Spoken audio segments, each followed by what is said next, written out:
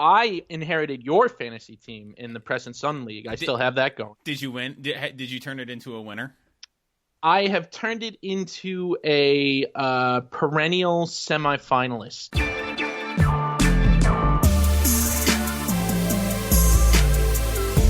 This is The Other 51. I'm Brian, and this week I'm talking with Jon Campbell of USA Today Network, New York.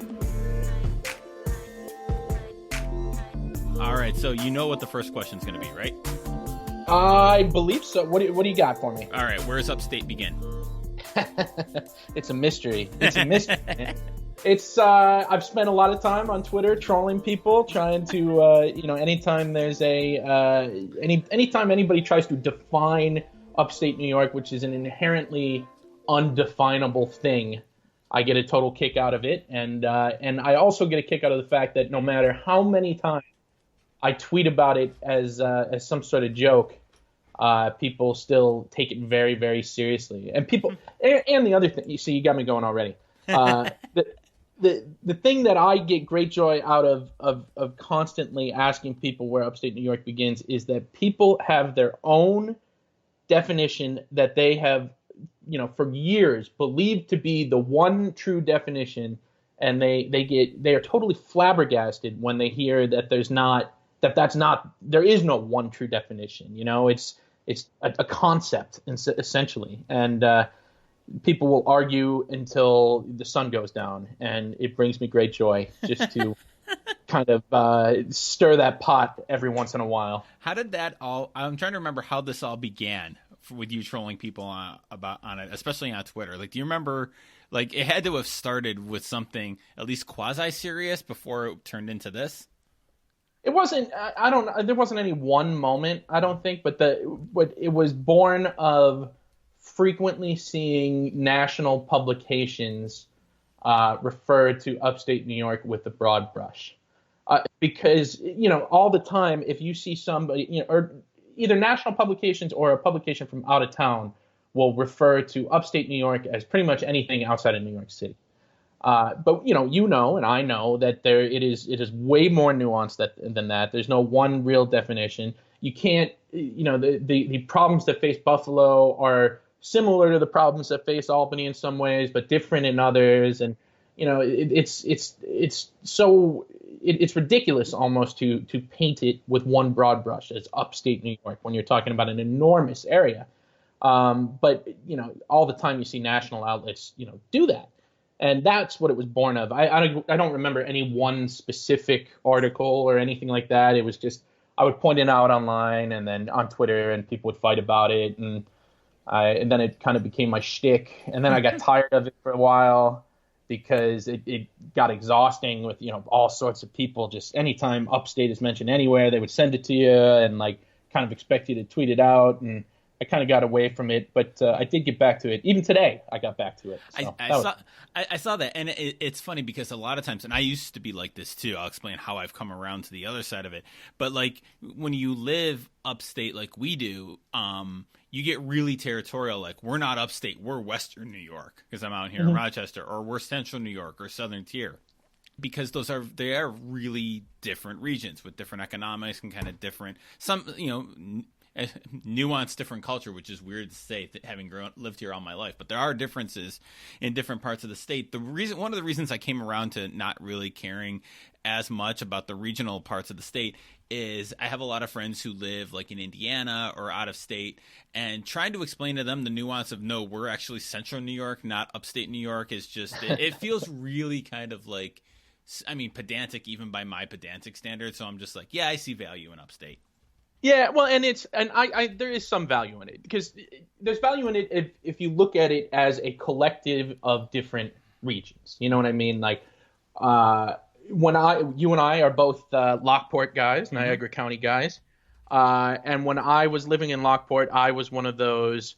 Well, we're Western New York, we're not Upstate New York, right. And for whatever reason in the Buffalo area, there is a particular breed there that believes very strongly that Western New York is somehow separate from Upstate New York. Right.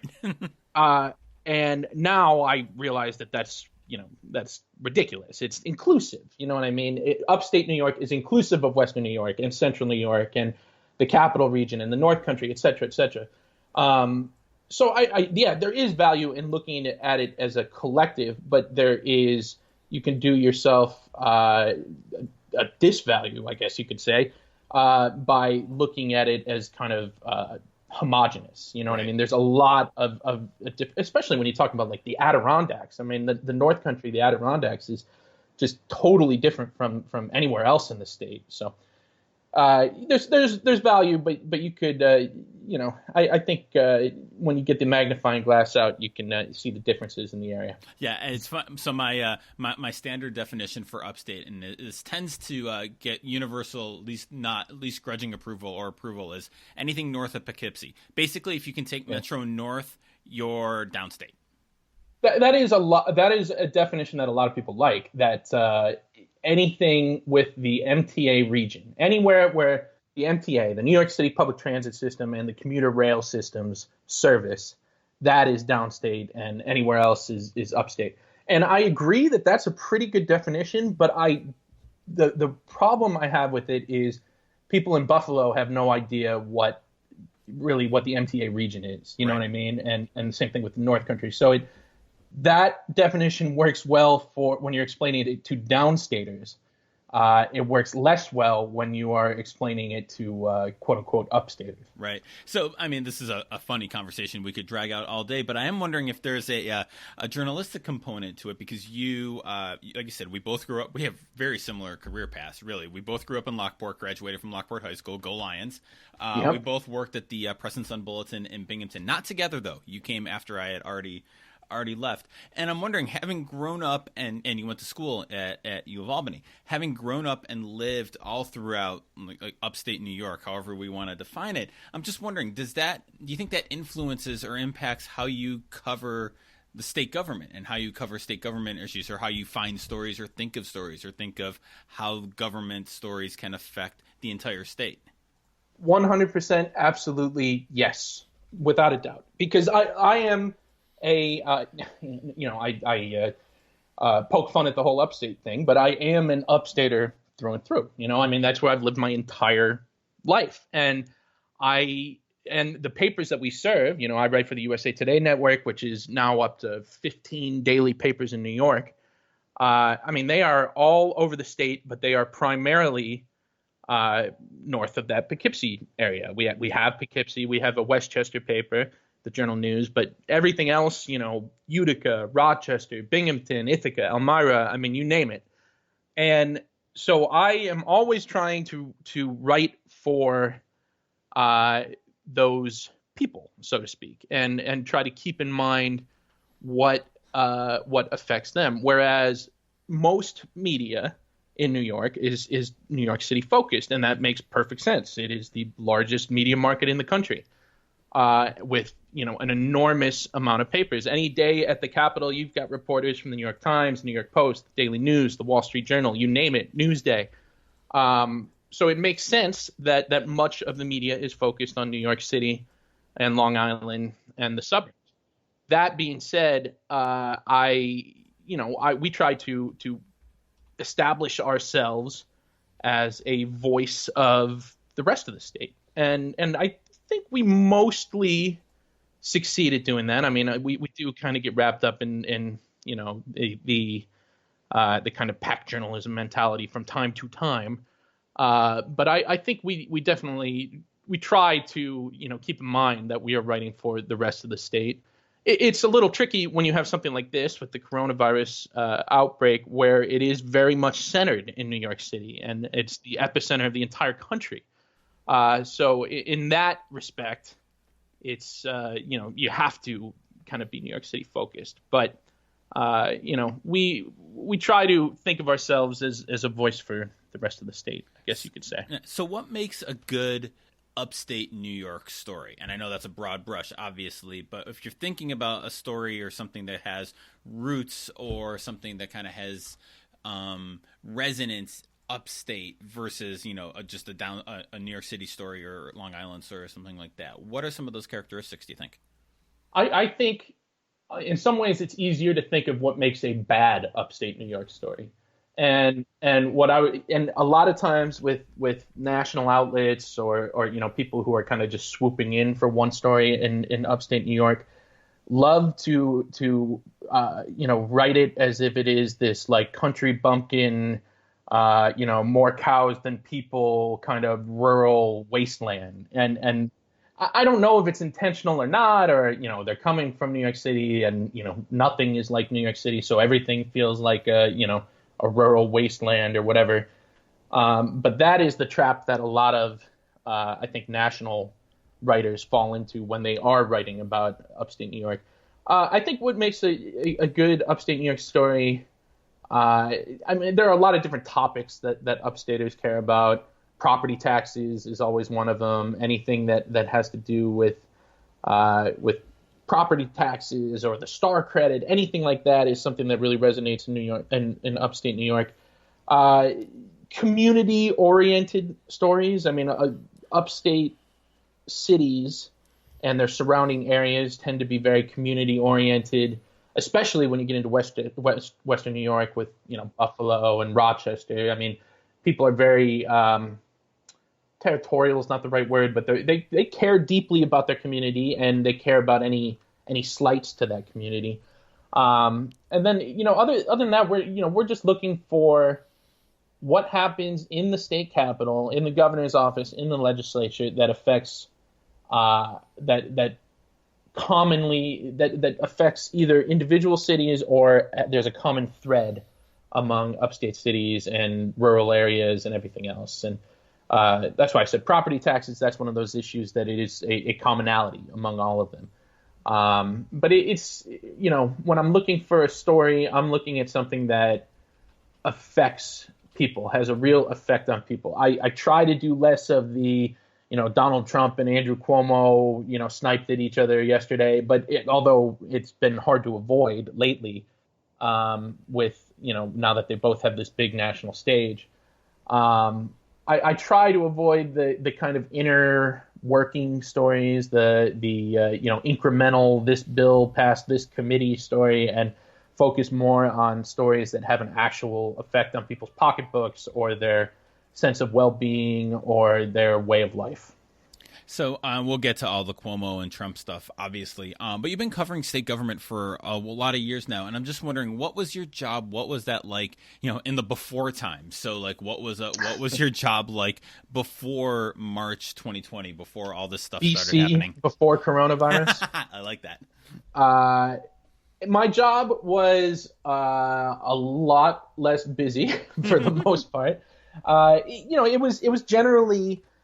My job 6 months of the year was focused on the ins and outs of the legislative session. Okay. So the lawmakers for the state legislature, all 213 of them, are at the state capitol for a few days a week for 6 months a year, where they pass legislation. And then within that legislative session, there's two big kind of legislative pushes where really everything gets done. And one is the state budget, which is due in March.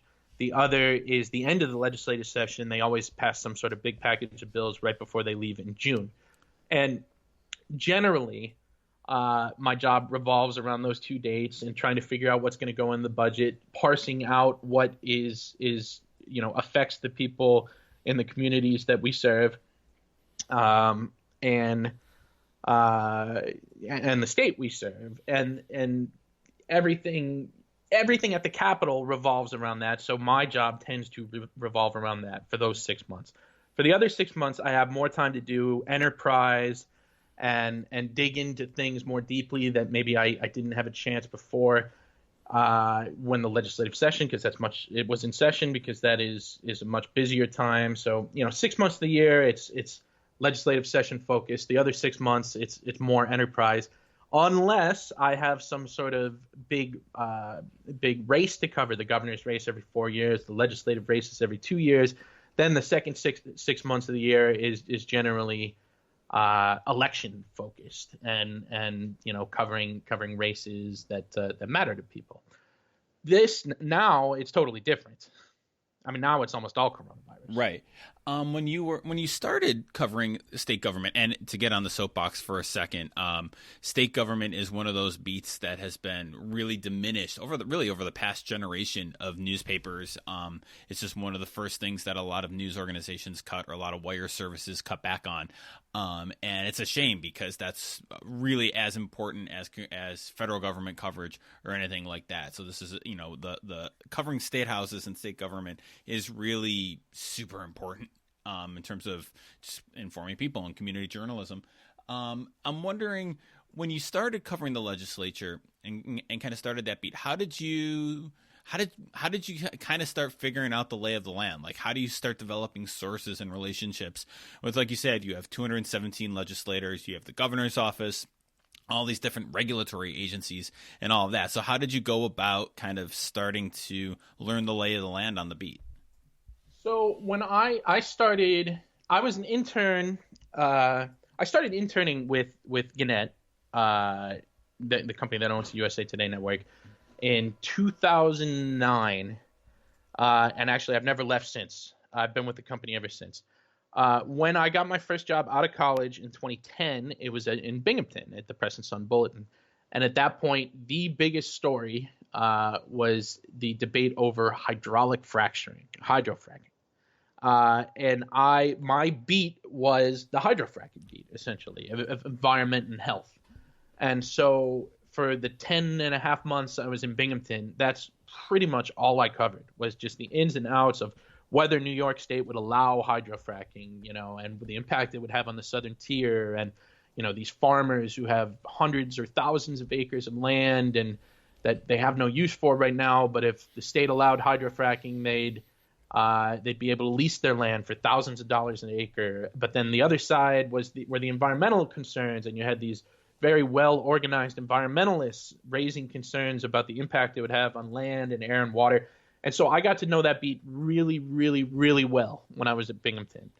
Flash forward to 2011, when I get to Albany, that's still the biggest debate going in the southern tier, but it's my role kind of shifted. So now I'm in Albany, I'm covering the state legislature and the governor and the governor's agencies. One of the governor's agencies is the Department of Environmental Conservation, which was tasked with deciding whether to allow large-scale hydrofracking. So I continued covering that when I was in Albany. I had the sources already developed at that point. I was able to kind of make a name for myself as like the quote-unquote fracking guy, which I resisted at first because I wanted to be more well-rounded than that. But then I kind of realized after a while, wait a second, this is good. People are kind of knowing who I am, knowing that I'm covering this beat, and I was able to develop more sources on the state side. That translates well to any number of state issues that I've covered since. And that's kind of how I got the ball rolling there, was really trying to own one specific part of the Albany beat. And then that helped me, develop sources that helped otherwise too. So now, obviously, that's the before times. Now we're in the current times, I should say. Can't even say the after times. And I'm wondering, for you, journalistically, kind of professionally, do you remember kind of a specific moment where you kind of had the oh shoot, this is big, kind of like the realization, whether it was a Cuomo press conference or something like that, where it kind of dawned on you, or you kind of realized the inkling of what we were dealing with here? Yes, I can give you an exact moment. Okay. This was before we were working from home, everybody. This was early March.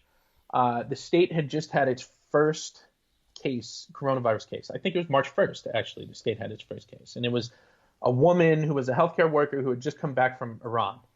And right. So it was not community spread. People weren't terribly concerned about it because she had quarantined when she came home. She knew she was at risk because she went to an area that was one of these hotspots. The second case was, I believe, 2 days later. So we're talking March 3rd.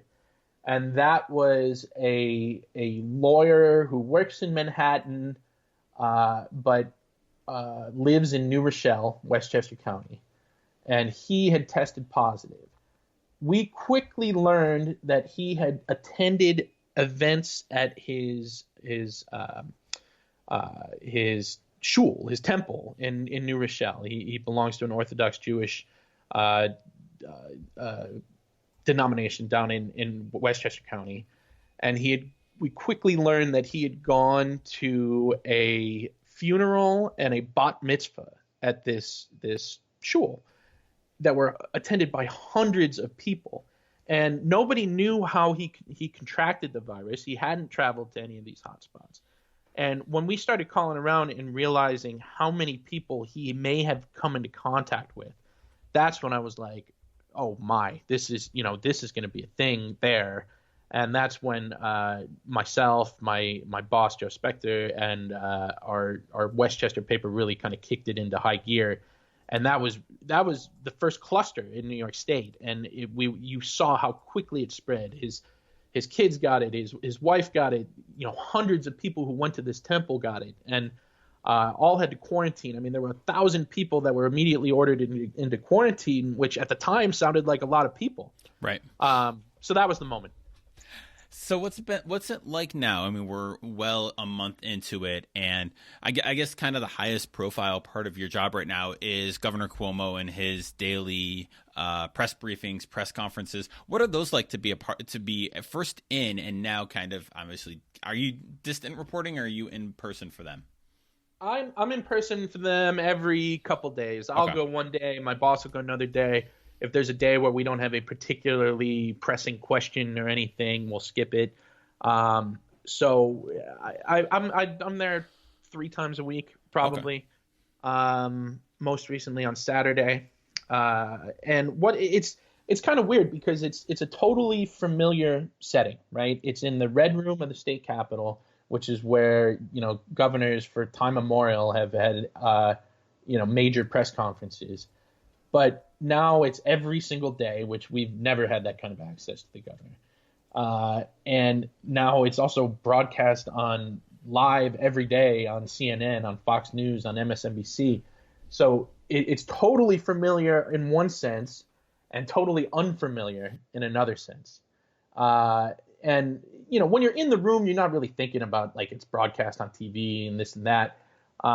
It's a familiar setting with reporters that we know that cover the Capitol every day. Everybody, my competitors who I know, and we all are well accustomed to fighting to get in our questions and asking clear, concise questions to try to get the best information. But then it's weird. You go home and your third grade teacher is texting you or posting on your Facebook wall, and or if like the governor messes with you one day and says your name or something, like then everybody comes out of the woodwork. It's a strange experience in that sense, but we got a job to do and we're doing it. Yeah, I remember that kind of when, obviously nothing to this scale, but a couple times when a story on my beat or a story on anybody's beat gets big, it is that weird mix of familiar and unfamiliar, because at the end of the day, it's the same job that you're doing and the same people and a lot of the same experiences. It's now just having the cameras on you. Do you think about, you mentioned you don't, but do you ever kind of get a sense when you're asking a question, oh, I better not mess this up, or like, I got to make sure I phrase it right, even more so because of the attention it's getting?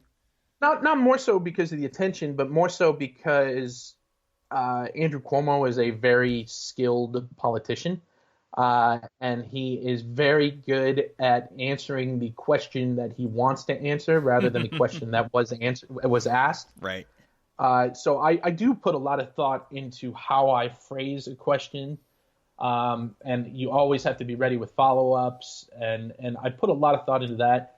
But I don't, like I said, when you're in the moment, it's like what you've done 1,000 times over the last 9+ years of Andrew Cuomo as governor. You're sitting in the room, the same familiar people are around you. You're asking questions of the governor in a way that you always have. The only difference is there's exponentially more people watching every day. But I mean, when I first started, I used to get very nervous asking questions and like, it's not just asking questions. It's also finding the gap in time where you can speak up and get your question in, and being very aggressive to get your question in. I mean, I used to feel like anxiety of that way back in 2011, but okay, it's old hat now. So what's the secret to getting your question in? Well, I mean, the secret is uh, there's no one secret. It's really you when you make a point of trying to watch every word that the governor speaks in public, and you've been doing it for 9+ years, you get a sense for his verbal tendencies, his speech patterns, his nonverbal cues to let you know that he's done. You know, I guess the trick would be to actually sit there and listen and watch him. And, you know, when you pick up on one of those cues, you can't waste any time. I mean, if you wait half a second, somebody else is going to jump in. Right. So it's really just the trick is to pick up on the verbal kind of speech pattern cues and the nonverbal cues. What's Cuomo like to cover? And is he any different now than he was before in the before times? Well, I mean, the major difference is we have way, way, way more access to him. I mean, in times, in the before times, if we're going to keep calling it that, and I think we should. It works, yeah. In the before times, he would go weeks or months without talking to the Capitol press corps. You know, and it largely depended on what was in the news that day or that week. I mean, for a long time, he dealt with the Joe Prococo scandal, which if your listeners don't know, I mean, that was Joe Prococo was his closest, most trusted aide, somebody he viewed quite literally as a brother, who was caught up in a bribery scandal and is in jail, and in Otisville in Orange County. And you know, in the midst of that scandal, we would go a long time without hearing from him.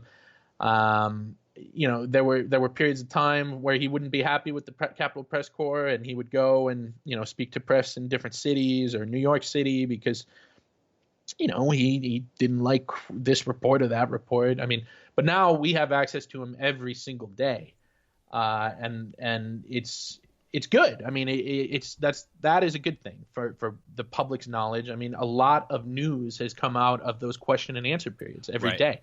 And reporters have done really, really well to push for data, nursing home data in particular. I mean, the state wasn't releasing which nursing homes had cases until reporters every single day would push the governor on it.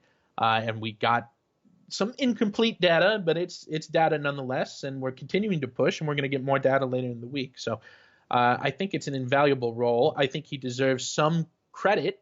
I mean, he definitely deserves credit for going before the press every single day, and I think the state is better off for it.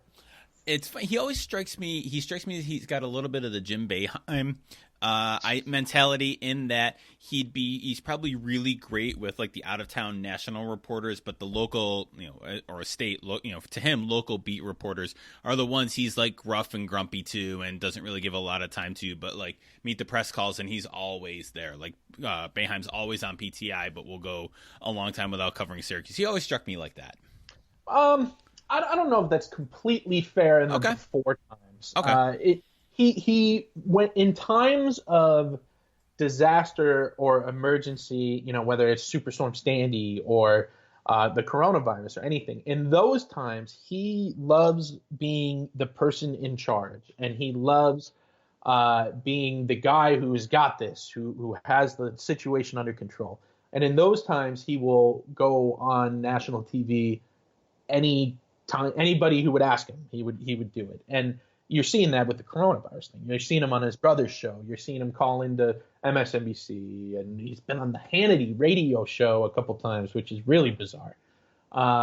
But in normal times, he doesn't necessarily do that, and he will go long stretches without being on national TV. You know, is he gruff with the local reporters? I don't know. I've never you know, I'll watch a Boeheim press conference and I'll see him get snippy with a local reporter, and I'll take offense to it. I've never felt that he's been particularly rough with local reporters, but he will avoid us for periods of time. Not now, not in the coronavirus era, but certainly before that. That's fair. It was just kind of a perception I had more than anything else. But what's you mentioned the nursing home data, and obviously that's a huge story that's kind of coming out bit by bit as data comes out. What other coronavirus related stories in New York do you don't have to give away what you're working on, but what ones do you think should be told or do you want to tell? The prison system is a big one. Definitely.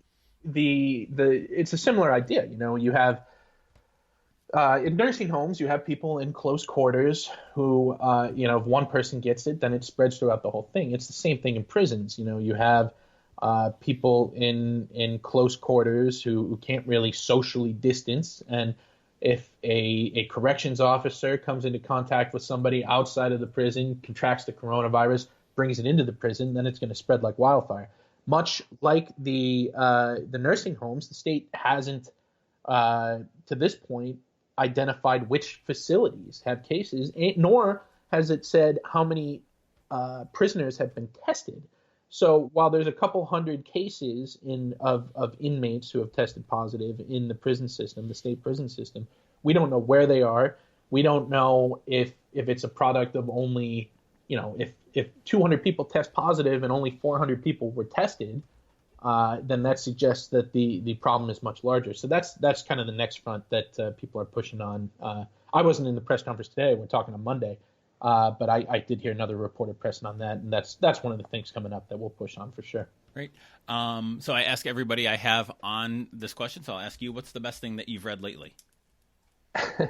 The funny part of this is I've listened to your podcast. I knew that you were going to ask me this question. I have an answer prepared, and even still, my first reaction was to say, oh, boy, that's a good call. I don't know. So I just wanted to remark on that because that kind of caught me by surprise that was still my reaction. But the best thing I read lately was it's a book by David McGraw, who is an attorney for the New York Times. I don't know if you remember, there was back in the campaign, the 2016 campaign, or maybe right after, the Times did a big, huge story on all the sexual harassment accusations against Donald Trump.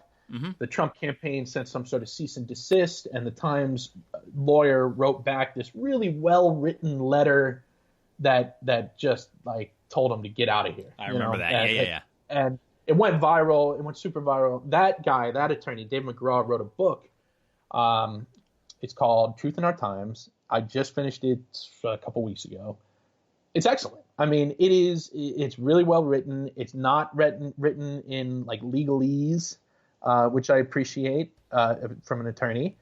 And it's also I never thought of it in terms of, when you talk about all of the major stories that the New York Times is involved in or covers deeply, the common thread among all of them isn't the reporters or even the editors that work on it. The common thread is the attorneys when they get involved. And so he just wrote a really interesting book with an interesting perspective on all these different, reporters held hostage in different countries and, dealing with the Trump campaign. I mean, just really interesting journalism book from a non-journalist, somebody in the journalism world from a different perspective than you're used to. And that was the best thing I've read lately. Very cool. I meant to ask earlier.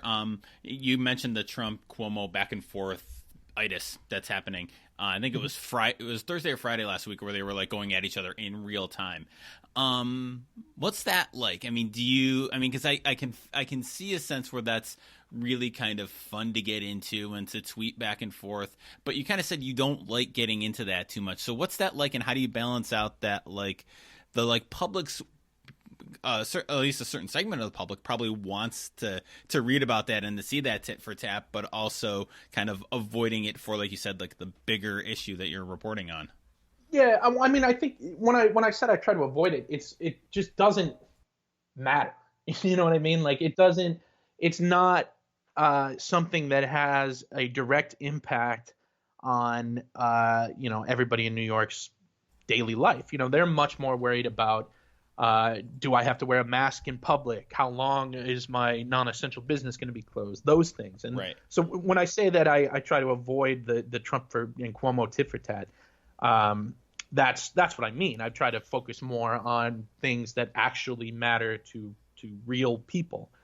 That being said, when it gets to that level and the president of the United States is watching the governor of New York's press conference and live tweeting it, drawing a reaction from the governor that goes on for 16 something minutes that the governor just went off on this tweet. You can't ignore that, right? So you have to pick that balance. I mean, you could write a Trump Cuomo story every day, but when you're trying to keep your focus on what really matters to your audience and what actually has an impact on your audience, that's what I mean. We try to, eschew that as much as possible. Right.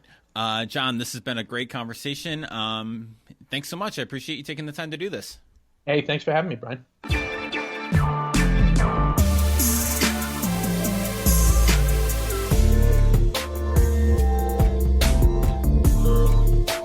As always, thanks for listening to The Other 51. You can find show notes for this episode and all our episodes at sportsmediaguy.com on the Other 51 tab. You can subscribe to the show wherever you get your podcasts. I can highly recommend Overcast for this. Our theme music is by Ellie Moritz.